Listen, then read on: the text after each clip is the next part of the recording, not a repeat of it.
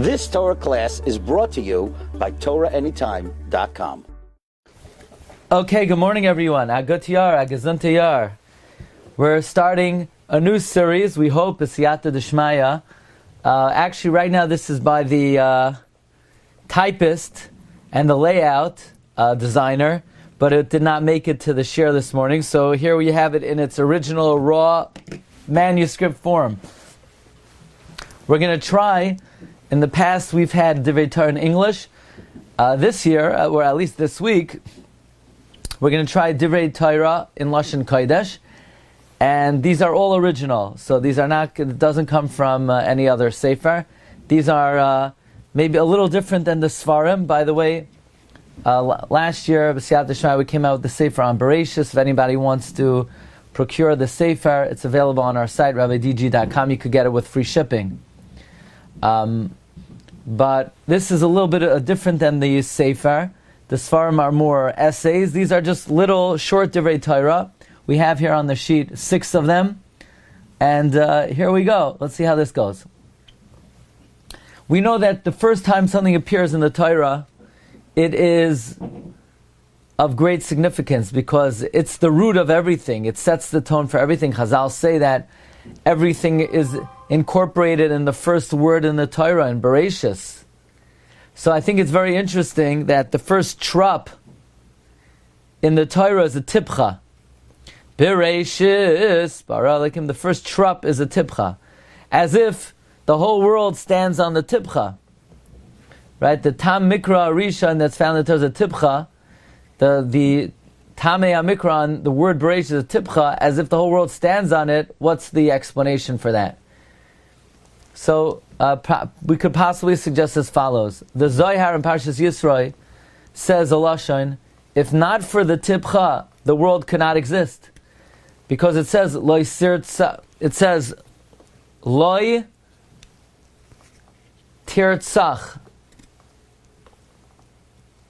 The word loy has a tipcha in the Tam Elyon. Loy, pause, tirtzach. Because the Zohar says, even though the Torah says don't murder, sometimes you have to. If somebody violates a misos bezdin, the bezdin has to punish them. And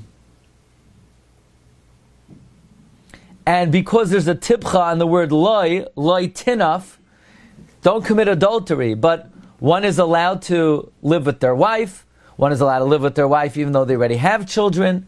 So it's not absolute loy tinaf. Loy, no, but sometimes tinaf under the circumstances and the guidelines of the Torah.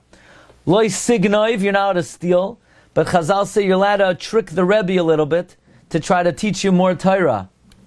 So the world, says the Zohar, stands on the tipcha. So we're suggesting the reason why the first trup in the Chumash is a tipcha is because indeed the whole world stands on the tipcha.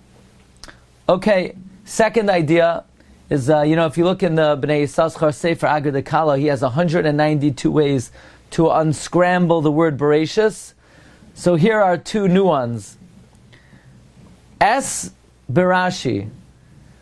The word Aleph, the letters Aleph Taf represent the whole Torah, all the letters of the Torah. The Maggid of Mezrich, quoted by Bnei Yissaschar, says Aleph Taf are the Oisias HaTorah. So the first word of the Torah is saying Aleph Taf, learn the Torah Berashi. Or it could be Aleph Taf Rashbi, which stands for Oyer Torahs Rabbeinu Shloima ben Yitzchak, which is the Torah of Rashi. Fine. To me, I've been thinking a lot about this lately. We find that the mitzvah of tshuva really encapsulates every moment of life. We quoted from a Mishnah Brura recently, in Siman Reish Lamed Tes, that one should do tshuva before they go to sleep at night. The Reishis Chachma, quoted by the Shla, says one should do tshuva before they eat a meal.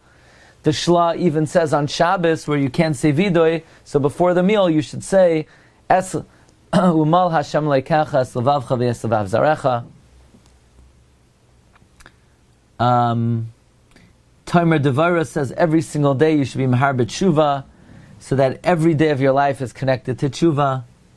The Chidah says before any learning you do and any mitzvah you do, especially when you give tzedakah, you should be Mahar B'tshuva.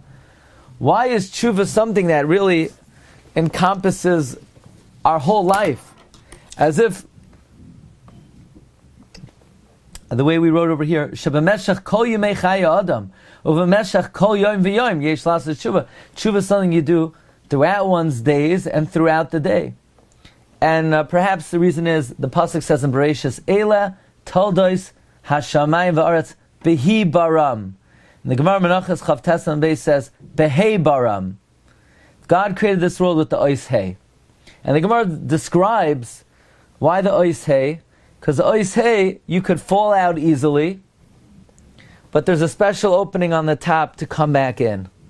In other words, the metzios, the reality of this world. This world was created with the letter of tshuva, the whole reality of creation. The whole metzios ha'olam is that of tshuva. The reason why we have to constantly be doing tshuva is that's the entire essence of this world. This world is the hey, we're constantly coming back in that opening. Every night, every time we do a mitzvah, every time we eat, every time we learn. So it's not just that tshuva is important, it's sort of defines our reality in this world, which was created with the letter hey. Okay. Next idea. Parak Beis Pasuk Zayin, the Pasuk says, Vayitzar Hashem Elokim. Rashi says, why two yuds? God created us with two creations, one for this world and one for the resurrection of the dead. So that Rashi, that means God programmed into man that he could live now and that he could live at the time of resurrection. This could answer a question that we asked in Tefillah. We asked this question a few weeks ago in Parak Kuf Mem Tes, the penultimate Hallelujah. We say, Yismach Yisrael be'oisav. Israel should rejoice in its makers, plural. And Reb Schwab asks, why be'oisav lashon rabim? And he brings an answer from Rav Hirsch. But according to this Rashi, you could say it's going on the two creations of man. One for this world and one for Tchias HaMesim. And especially Perek Kuf Mem Tes of Tehillim, that's the Perek of praising Hashem for Tchias HaMesim, where we say, Yeranenu al Mishkavoisam. So since that's the chapter of Tehillim that praises God for the resurrection, we refer to Yitzhak Yisrael Be'oisav, the two dimensions of man's creation. Okay. Next. This one you should always remember. You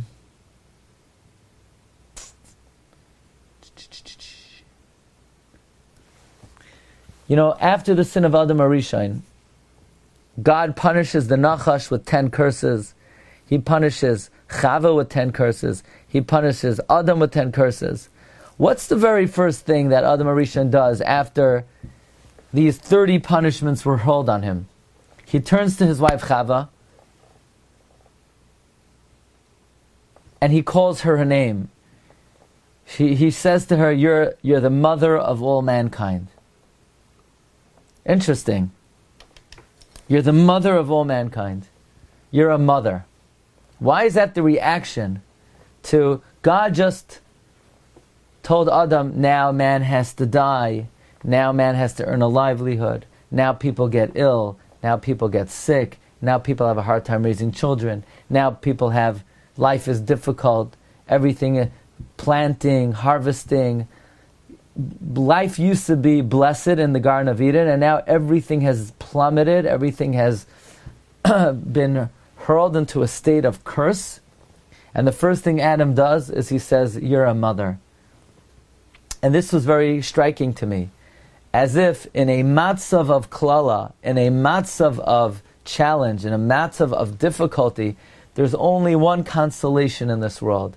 The only consolation is a mother. That's what Adam Arishon was saying. In such an existence, in such a difficult, challenging world, the only nechama there is Vayikra Adam l'chava ishtai ki hi hoisa im kol chai. Like the Navi Yeshaya says, Ke'ish asher imay tinachamenu, that the ultimate nechama is that of a mother. And that's what Adam HaRishon was messaging, that the one consolation we have in such a difficult world is a mother. Okay, next idea. I think this is pretty interesting. We know that the week of Shabbos Bereishis is the week we start davening Mashiach Mardag Hashem. Always. No other way around it. When we start Mashiach Mardag Hashem, that Shabbos is Parshas Bereishis. And we know everything is alluded to in the Parsha of the week. So where in Parshas Bereishis is there a remez that we start Mashiach Mardag Hashem? It's very obvious. Pasuk says, V'chol siach hasadeh, and all the grass, teram yeh ba'aretz, it didn't sprout yet. V'chol esav hasadeh, teram yitzmach. Rashi says that the grass didn't sprout. Why? Because kiloi himtir, the rain didn't fall. Rashi asks, why didn't the rain fall? The pasuk continues, Lefisha adam ayin laveris adama.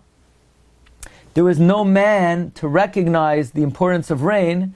And when Adam came and he realized rain was needed, he davened for the rain. So this week's Parsha, Ve'adam ayin la'avaris adama ki lo yihim tir, is the pasuk that says Adam HaRishon saw it didn't rain and Adam started davening Mashiv HaRuach Mardag Hashem. So you think it's a coincidence that Shabbos Bereishis is the week we start Mashiv HaRuach Mardag Hashem? It's Merumas in this week's Parsha. Rashi says clearly, there was no grass, there was no herbs, there was nothing grew, because there was no man to pray for the rain. So this week, we have the remez in Parshas Bereishis for the tefillah of Mashiach Mardag Hashem. One more. We're all familiar that in Harakiah, Kuf Chav Daled Siv Zayin, it says that one should not talk when the Shliach Tzibur says Chazor Sashatz, and if one speaks then, Gadol Avonim Minasai, his sin is too great to bear.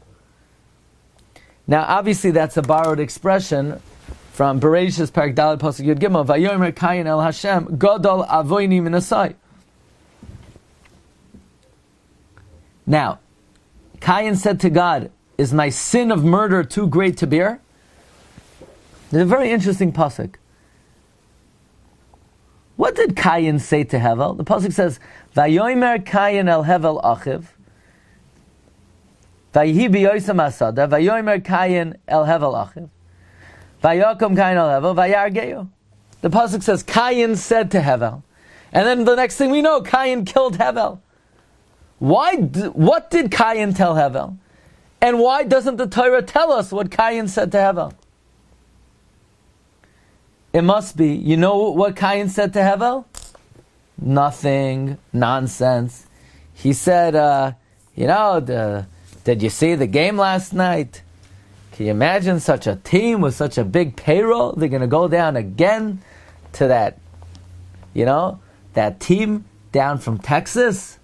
They didn't say anything important. They were just shooting the breeze. And from that conversation, there must have had some kind of altercation, and Kayin killed Hevel. So look, from Dvarim B'Telim, from absolute nonsense and chatter, look what could come about. Look what Sicha B'Tela could cause. Sicha B'Tela, it could end up causing murder. It's the same thing with conversation during Chazar Sashatz. Think about what the person is giving up for Sicha B'Tela. What are they talking about already? They're talking nonsense. And for nonsense, they're profaning and degrading Dvarim ha'imdim b'ruma shalaylam, words of tefillah that stand in the pinnacle of the world. So the commonality between Kayin and Hevel, and speaking by Chazar Sashatz, is look at the devastating effects of just nonsensical chatter. You think it's innocuous, but you have to be careful. Okay, so these are just some thoughts on the Parsha. And I want to go to continue on and begin our new series for the season on Tefillah. You've just experienced another Torah class brought to you by TorahAnytime.com.